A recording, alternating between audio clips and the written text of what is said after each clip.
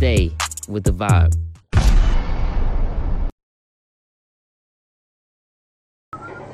DJ Necterr in the building. What's going on, champ? We gonna get you in there in just a second. We live, you know what I'm saying? We got the record breaker in the building. We know it's real. Let's get it. It's vibes. Keeping live staying with the vibe. You know the vibes. Let's get it. Let's get it. Let's get it. All right. DJ Necterr, how you feeling, champ? We're gonna wait for a couple more people to join in, and we're gonna get you in this joint, get a quick interview with you. Let's go.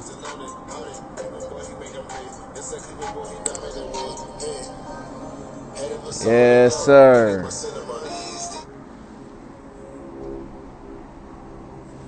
Once again, I want to welcome you guys to the Vibes Game Show. DJ Dior, what's going on? DJ Necterr, what's going on? Got a couple more people joining in here. Yes, sir. Battles. We got the creator in the building. You know it's time to go. You know it's time to get crazy. We got the creator of the whole vibe situation in the building right now. Man, this is a very, very special day. So today starts our tournament. We got a tournament going on from today, May 7th, all the way to June 4th. We got 18 DJs, but only one DJ will be crowned the best DJ in the entire world. You heard me, the best DJ in the entire world, Craig. Not the best DJ in the city. Not the best DJ in LA. Not the best DJ in New York, but the best DJ in the entire world. And it can't be me because I don't DJ, but if I did DJ, it'd be me. But otherwise, we're going to have DJ Dior possibly do it, or one of our DJs from tonight. So tonight, we got a special game. 7 p.m. right after this pregame show, we got DJ LP versus DJ Midnight MVS. And then we're going to come right back to it at 10 p.m. And at 10 p.m., we got DJ Dudes, DJ Gotti, and DJ Nitro coming in to spark up the whole entire place. Once again, this is the flyer for the night. Make sure you guys tune in tonight. It's going to get very serious. We're going to wait a couple more minutes for a couple more people to show up. And then we're going to get DJ Necterr in the building right now. The record breaker himself, going to get him in the building to talk to us about vibes. About to get it popping right now. Got you.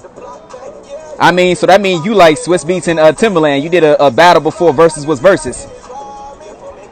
Yeah, we got next week tournament. Jay, what's up? Can we get him in next week tournament?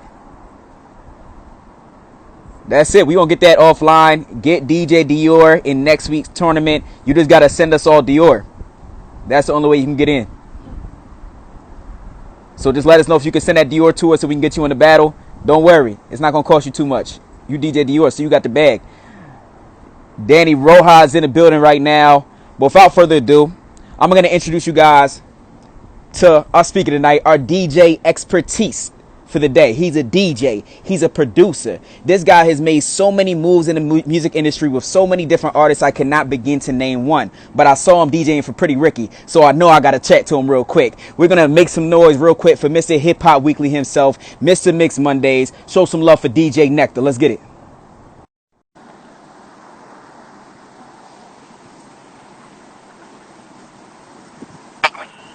What's good, my guy?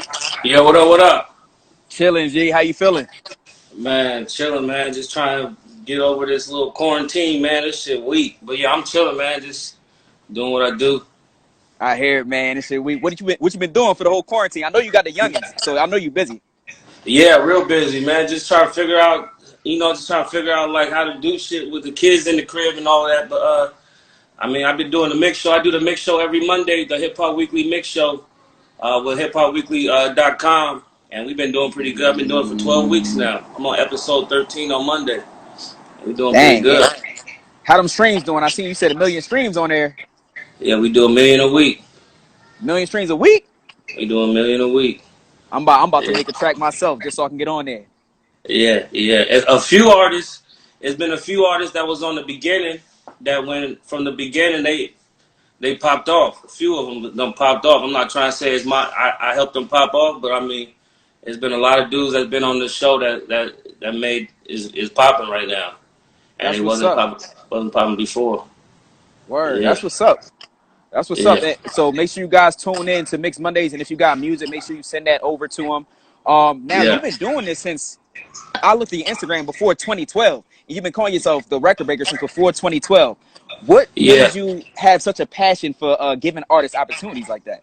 yeah. What happened was, I mean, I used to travel. I was a traveling DJ, and then since I was traveling, I would always be hearing music. I'm from California, so we'd be in Florida. I'll be hearing Florida music, Hmm. and then hearing new artists that's popping in Florida, but they not nowhere else. So when I would come back Yeah, home, when I come back to California, I play their music, and I got coined the record breakers, and I've been going ever since. love, So that, love, love. that was like that was like 2000 and probably 10. I went to Texas. I remember I went to Texas for a show or something. I think 2010. I heard that "Walk Around the Club, Fuck Everybody" record. Hmm. Yeah, that shit was popping in Texas. I took that record. I was like, man, y'all got some heat right here. I took it to California, played it in California, and man, that shit took off everywhere, man. And I just been doing my thing ever since. I mean, I was Love, DJing love. before that, but that's when the record breaker came about. Word, Yeah, word, word. Okay, my guy. So since the beginning of yeah, time, DJs have been coined as record breakers.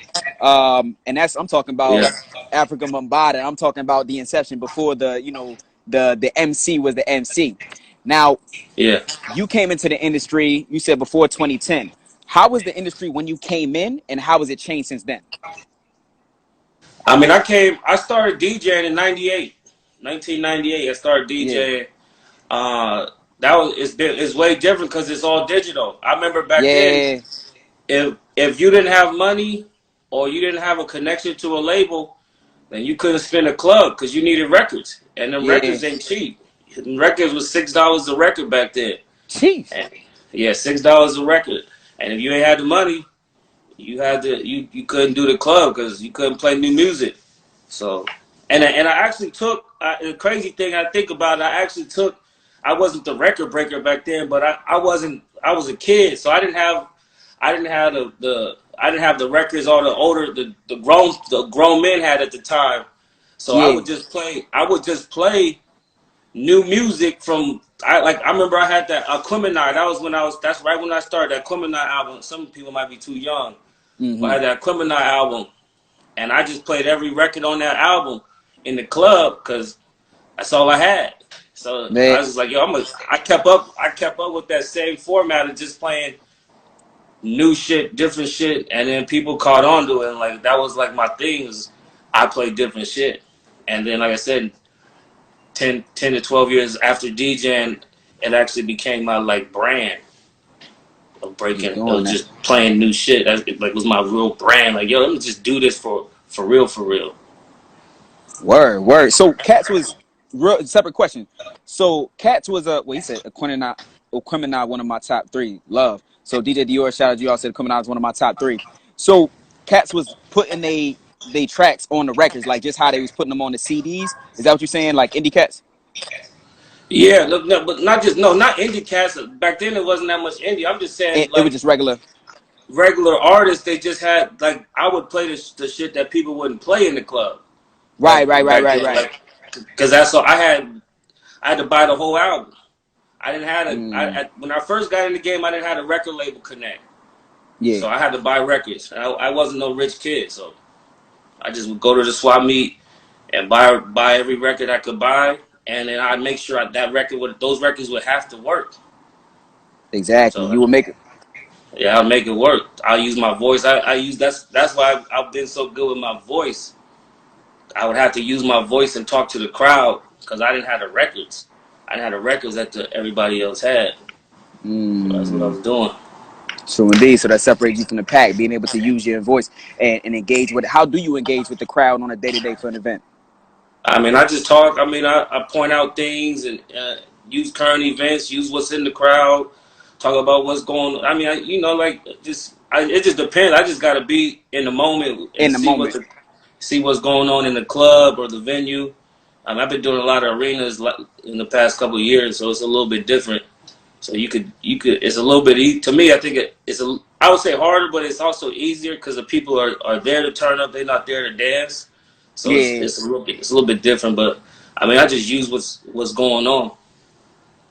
Same vibe with me. Use what's around you and just grab that. Now, being that we right now we in COVID-19 era and it's the era of the virtual DJ, Yeah. how do you think virtual DJing is gonna affect DJing in the future? I mean, I don't think it's gonna affect DJing. I think it's gonna affect music. I mean, and venues, like because Okay. right now, because I don't think venues is. I think venues. I don't. This is gonna be a minute, so I don't think it's gonna be. I think it's gonna be the virtual DJ. It's just gonna be the new thing, just like streaming was the new thing, and you just got to be on top of it. That's what I think. And Yeah. it's the crazy thing.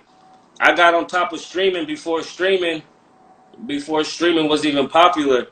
Like I go on my Facebook, I see my the search and the history, and I look Yeah. back and I remember like Hoaxshare in Yeah, I seen 2000. that in your Yeah, joint. that was like the main platform I used to use. That was like before Spot. I mean, I think Spotify was before him, but Hoaxshare was. I remember at one time I said, "Yo, Hoaxshare gonna be the biggest streaming platform." I was wrong, but nobody even knew about. They didn't. Nobody was doing Apple. Nobody was doing SoundCloud. It was Hoaxshare and Napster, and I was pushing Exactly. records. I was pushing records on Hoaxshare, and I got a head start. And then even with this quarantine, I did the. I've been doing the mix. So I said 13 weeks. It was actually like 2 weeks before the whole country went on quarantine, but I was already ahead. And then Mm, next thing you know it, it's the the digital DJ on lives and everything. But I was already doing it through the website, through the Hip Hop Weekly, and then exactly. that's why we took off. Like Exactly. week one we didn't do good numbers. Week two was all right. Then week three, the whole country went in quarantine, and we took off. Mm. Yeah, we took off. So like that's a good point right there. You said it didn't take off week one. How No. do you know when it's something is a good idea, even if it's not getting as much traction in the beginning? Like how do you know that and then continue going with that idea? I don't think I knew. It's not about if you know it's a good idea. You just got to do what you want to do. And if you're passionate about it, you just do it. Like I was talking about doing I mean, I did radio. I did radio in the past. I don't really like radio, but I Mm. always wanted to. I've always wanted to do mix. I like doing mix shows, but I don't like having rules. So Yeah. I was talking about doing it for a minute. I just when I felt passionate and ready, I went and did it, and that's what Okay. I did. You just gotta be ready. You can't worry. You can't worry about what they gonna think. If it's gonna work, if it's not gonna work, just do it. And if it works, it works. If it doesn't, keep on pushing. That's real. I appreciate that advice. So clearly you on, you on the Vibes platform right now. What connected you to Vibes? Like what made you say, I want to get on this platform, talk to the people real quick and, fool with this platform?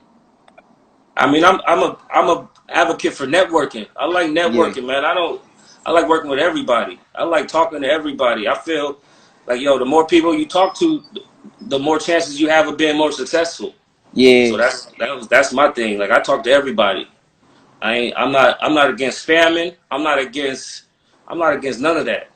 Like you Mm. spam your way to the top. Talk to everybody, I hear even if they that. don't want to hear it. Let them block you. That's all right. Okay. So you think if you're trying to get your brand up, no matter what, you should just hit up a billion DMs if you need to. Yeah, that's. Man, I take a lot of advice from. I don't know if people heard him, of Gary V, but Yeah, I mean Gary Vee, that's my guy. that's like his model. I mean, it was my model before I even heard of him. Like that's my. It's crazy. My wife, she said, "Yo," before she even knew me, I met my wife in a club. She was working the door, but before she even knew me, like she was like, "Yeah, I got you sent me her message." I was like, "Yeah, that was actually." She showed me the message. Like, "Yeah, that was Mm. actually a spam message," and that was a long time ago. Yeah, that was MySpace days. But yeah, man, just hit up people because they gonna remember it. People gonna remember it.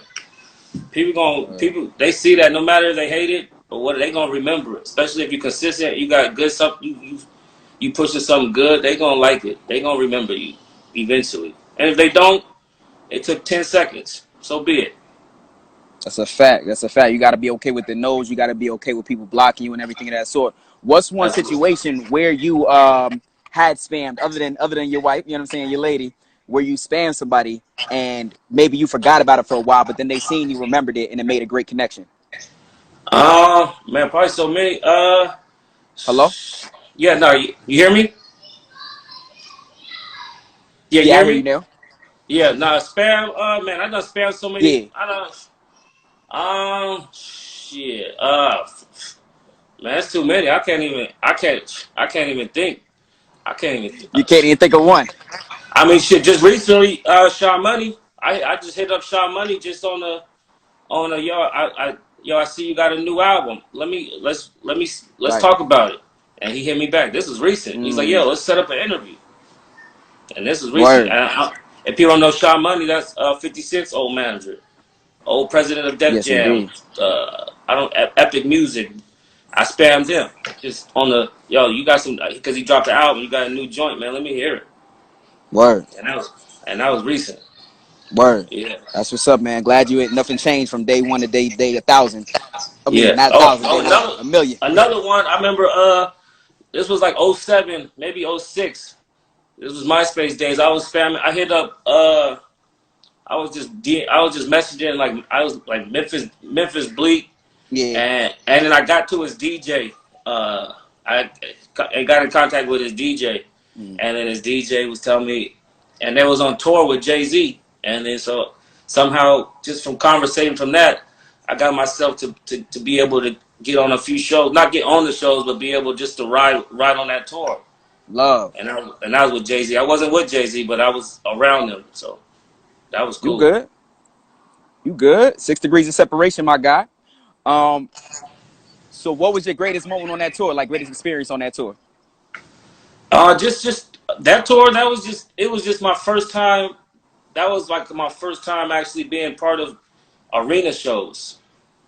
Yeah. Just like I wasn't before that. That was like '07. Before that, like I just knew clubs and maybe like 2,000 people venues, maybe big halls, but I never like felt what an arena show was. And that's a very different energy. And that's probably where Yeah, you caught the bug for the arena shows. yeah, Yes, definitely. indeed. True Yeah, indeed, definitely. my guy. Now, who are some artists that we should be listening to right now? I know you dropping artists every week. Who are some artists that we should be listening to right now? Yeah, right now, the homie Trav, he from New York. Trav MBB, that's his Uh huh. IG. He hot. Okay. Uh, the homie Wack, he got this new artist. He got this new artist. He just on the way. He on the way up. His name Kiddo Curry. Kiddo He Curry. real Okay. hot. He from Chicago. And Gucci man got this artist. Man, I can't even think of his name right now. Man, damn, I can't think of his name. He got an artist. I got a dude named Billion Berg in Florida. He hot right now. Okay. Yeah. So Bet. Boston George from Texas. He hot. Boston George. Okay. Yeah. Bet. And when you looking to like work with new artists to help them get on, what are some things that you look for in order to put them on? I look for good. First, they gotta have some good music, and they gotta have some type of drive. Hmm. Uh, and I gotta feel like they're invested in themselves some type of way. Like I don't want to work with an artist. I mean, I'll work with them, but I don't want to really like invest myself, my time, my energy into an artist that ain't putting nothing into themselves. Ain't taking no risk, ain't taking no chances. Cause I've been taking chances and risks for a long time. And if I'm gonna take a chance or a risk, or even just use my energy, take my energy away from my family to put it into you gotta you gotta have some type of investment. It ain't gotta always be money. It could just be like, yo, I see you working. I see you all over something or all over you. I see them talking about you, him talking about you, everybody talking about you, and you talking back. Just the time and effort. Mm, If I see your effort, then I'm gonna put my effort behind it. that's a fact. That's a fact. Respect, my guy. And lastly, is there anything you want to say to the people before we let you go? Man, just grind it out, man. Appreciate the support. Whoever's on this support, man, just grind it out.